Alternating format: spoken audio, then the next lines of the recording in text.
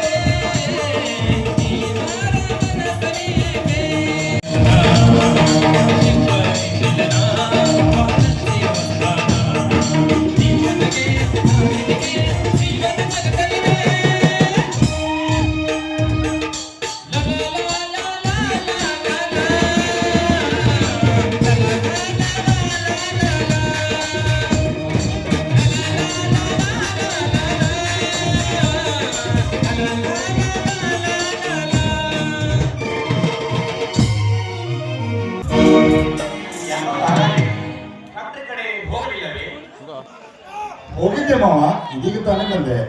ಹೌದೇನಮ್ಮ? ಯಾಕಪ್ಪ ಈ ರೀತಿ ಕೇಳ್ತಾ ಇದೆಯಲ್ಲ? ಯಾಕೆ ರಾಜೇಶ್ ಮಾವನ ಮೇಲೆ ನಿಮಗೆ ನಂಬಿಕೆ ಇಲ್ವೇ? ರಾಜೇಶನ ಮೇಲೆ ಏನೋ ನಂಬಿಕೆ ಇದೆ, ಆದ್ರೆ ನಿನ್ನ ಮೇಲೆ ನಂಬಿಕೆ ಇಲ್ಲದಮ್ಮ. ಯಾಕಪ್ಪ ಹೀಗೆ ಹೇಳ್ತೀಯ? ಅದೇ, ಅಪ್ಪ ಮನೆಯಲ್ಲಿ ಇಲ್ಲ, ಅಣ್ಣ ಕಾಲೇಜ್ಗೆ ಹೋಗಿದ್ದಾನೆ, ಗಂಗಾಧರ್ ತೋಟದ ಕಡೆ ಹೋಗಿದ್ದಾನೆ. ಇನ್ನು ಈ ಏಕಾಂತರ ಸಮಯ ಗರಿಗೆದುರುವ ಮಧುರ ಭಾವನೆಗಳಿಗಿಲ್ಲ ಯಾವ ಭಯ ಅಂತ. ಹೀಗೆ ನೀವಿಬ್ರು ಒಬ್ರಿಗೊಬ್ರು ನೋಡ್ಕೊತ ಕುಳಿತಾರೇನೋ ಅಂತ ಭಯ. ಛೀ ಹೋಗಿಯಪ್ಪ, ಯಾವ ರೀತಿಯಾಗಿ ಮಾತಾಡ್ತಿದ್ದೀಯಾ? ಅಪ್ಪ ನನಗೆ ನಾಚಿಕೆ ಆಗುತ್ತೆ ಗೊತ್ತಾ? ಹೆಣ್ಣು ನಾಚಿಕೊಂಡರೆ ಚೆನ್ನ ಮಗಳೇ, ಅದುವೇ ಅವಳಿಗೆ 100 ಕೋಟಿ ರೂಪಾಯಿಗಳ ಆಭರಣ, ಸುಖ ಶಾಂತಿ ನೆಮ್ಮದಿಗಳ ಮಧುರತನ. ಅಂದ ಹಾಗೆ ರಾಜೇಶ್, ಅದು ಯಾರೋ ಕಾರ್ಮಿಕ ಲೀಡರ್ ನಿನ್ನನ್ನು ಭೇಟಿಯಾಗಿ ತುಂಬಾ ಹೊತ್ತೇನೋ ಚರ್ಚಿಸಿದ್ರಂತ ಕೇಳಿಪಟ್ಟೆ. ಏನದು ಅಂತ ಗೊತ್ತಾಗಲಿಲ್ಲವೇ?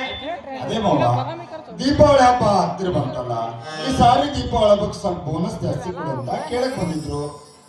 ಆಯ್ತು, ಮತ್ತೆ ಕೊಡ್ತೀನಿ ಅಂತ ಹೇಳಿದೆ ತಾನೆ. ನಿಮ್ಮನ್ನು ವಿಚಾರಿಸಿದ್ರೆ ಹಾಗೆ ಹೇಳೋದು ಸಾಧ್ಯವೇ ಮಾವ? ಕೆರೆ ನೀರನ್ನು ಕೆರೆಗೆ ಚೆಲ್ಲಲು ಯಾರ ಅಪ್ಪಣೆ ಕೇಳಬೇಕಣಪ್ಪ. ಅವುಗಳೆಲ್ಲ ಶ್ರಮ ಪಟ್ಟು ದುಡಿದರಿಂದ ತಾನೆ ಈ ವರ್ಷ ನಮಗೆ ನಿರೀಕ್ಷೆಗೂ ಮೀರಿ ಹೆಚ್ಚಿನ ಲಾಭ ಬಂದಿರೋದು.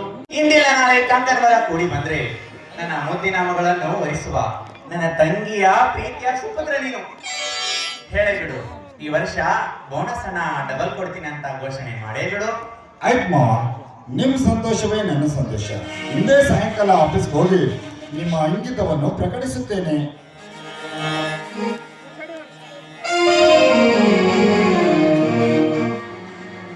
ಇದೇನೋ ಅಪ್ಪಾಜಿ, ಇಷ್ಟೊಂದು ಸಂತೋಷದಿಂದ ಇರುವಂತೆ ಕಾಣುತ್ತಿದೆಯಲ್ಲ? ಯಾಕಪ್ಪ, ನಾವೆಲ್ಲರೂ ದುಃಖದಲ್ಲಿದ್ದರೆ ನಿನಗೆ ಆನಂದವೇ? ಚೇಚೆ, ಹಾಗೆ ಕಿಡಾಡಿ, ಸುಮ್ಮನೆ ಹಾಗೆ ಕೇಳ ಅಷ್ಟೇ. ಸುಮ್ಮನೆ ಹಾಗೆ ಅಂದ್ರೆ? ಸುಮ್ಮನೆ ಹಾಗೆ ಲೋಕರುಡಿ ಅಂತೆ. ಓಹೋ, ಲೋಕರುಡಿ ಅಂತ ಕೇಳಿದೆ. ಸರಿ ಸರಿ, ಮತ್ತೇನು ಸಮಾಚಾರ? ನೀನು ನಮ್ಮ ತರಾನೇ ತುಂಬಾ ಸಂತೋಷದಲ್ಲಿರುವಂತೆ ಕಾಣುತ್ತಿರುವೆಲ್ಲ. ಏನು, ಯಾವುದಾದರೂ ಒಂದು ಚಂದುಳ ಚೆಲುವೆ? ಹೋಗಿ ಅಪ್ಪ, ನನಗೆ ತುಂಬಾ ಮುಜುಗರವಾಗುತ್ತದೆ.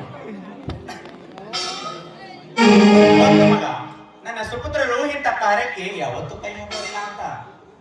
ಅಂದ ಹಾಗೆ ಶಂಕರ್, ಇನ್ನು ನಿನಗೊಂದು ಸಣ್ಣ ಸುದ್ದಿ ಕರೆದಿ ಕಣೋ. ನಿನಗಾಗಿ ಇನ್ನೊಂದು ಹೊಸ ಕಾರು ಖರೀದಿಯಾಗಲಿದೆ ಕಣೋ. ಹೌದಾ daddy? So happy daddy, so happy. Car ಖರೀದಿ ಯಾಕೆ ಅಂತ ಕೇಳಲಿಲ್ಲವಲ್ಲ? ಯಾಕೆ ಡ್ಯಾಡಿ? ಈ ವರ್ಷ ನಿನ್ನ ಚಿಕ್ಕ ಮಾವ ರಾಜೇಶ್ ಫ್ಯಾಕ್ಟರಿ ಮ್ಯಾನೇಜ್ಮೆಂಟಿನಿಂದ 10 ಕೋಟಿ ನಿವ್ವಳ ಲಾಭವನ್ನು ಗಳಿಸಿಕೊಟ್ಟಿದ್ದಾನೆ ಕಣೋ.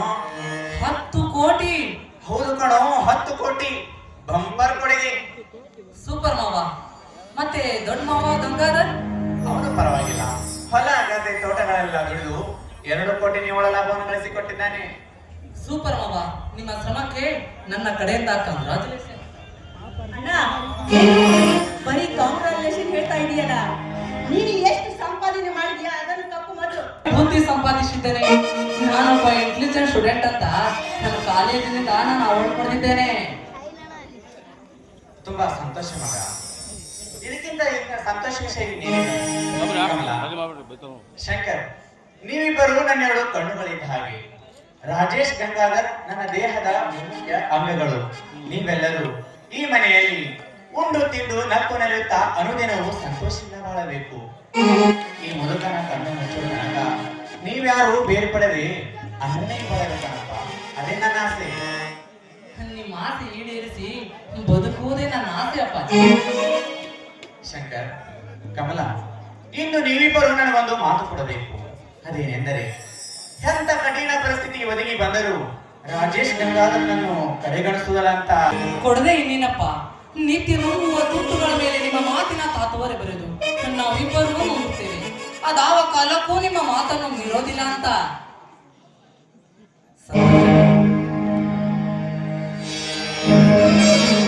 ಈಗ ನನ್ನ ಮನಸ್ಸಿಗೆ ನೆಮ್ಮದಾಯ್ತಪ್ಪ, ನೆಮ್ಮದಾಯ್ತು.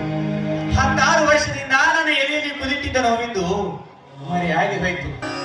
ಒಳಗೆ ನಡೆಯಿರಿ, ಆ ಗುರು ಗಂಗನ ಪಾದವನ್ನು ನಮಸ್ಕರಿಸಿ ಸ್ವಲ್ಪ ಪ್ರಸಾದವನ್ನು ಸ್ವೀಕರಿಸೋಣ. ಇದೇಯಪ್ಪ, ಸಂತೋಷವಾಗಿ ಅಂತ ಹೇಳಿದ್ಯಾ? ಇದೇ ಸಂತೋಷದಲ್ಲಿ ಎಲ್ಲರೂ ಸೇರಿ ಹಾಡೋಣ ಅಂತ ಹೇಳ್ತಾ ಇಲ್ಲ? ಆಯ್ತು, ಜಾಸ್ತಿ ಆಯ್ತು.